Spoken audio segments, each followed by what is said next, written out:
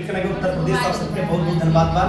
और आज हम इतने गाने गावे चल रहे अपने देश में और गैस के बड़ा महामारी है, सिलेंडर ना मिलता है।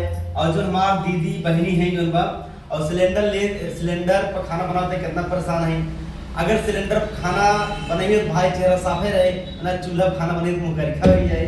लेकिन कैसे अरे मिली न सिलेंडर बनी कैसे खानावा, अरे मिली न सिलेंडर अरे बनी कैसे खानावा, हे राजा